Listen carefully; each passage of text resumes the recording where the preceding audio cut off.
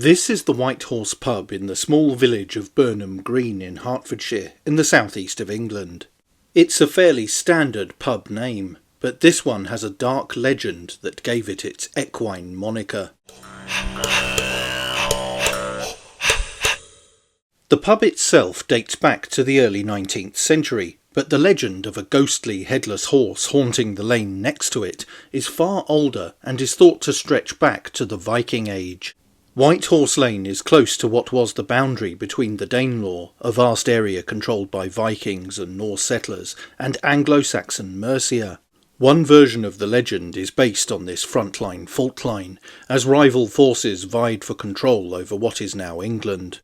The grim history of conflict between these closely related Germanic peoples includes the 1002 outrage known as the St. Brice's Day Massacre, which is thought to have begun nearby in what is now Welwyn.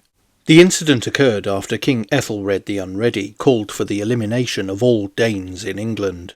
A Danish invasion force under the command of Sweyn Forkbeard set sail the following year, with the aim of wreaking bloody revenge and installing Sweyn on the throne. Amid this chaos and bloodshed, one victim is thought to have been a white horse. The tale seems to cite that this unfortunate animal lost its head in battle, and its spectral form now stalks the area. My own view is that this incident sounds like the recounting of a ritual, possibly a funereal event or a blot with a sacrificial element. Sweyn was baptised a Christian, but was born a pagan, and many of the old ways continued after these conversions.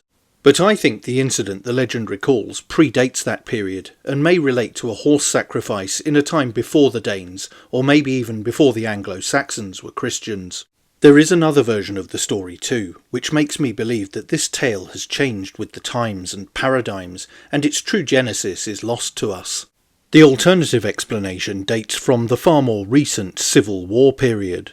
It was claimed that a royalist supporter called Farmer Pennyfather was decapitated by the parliamentary supporters, or Roundheads, and his head was put on a spike.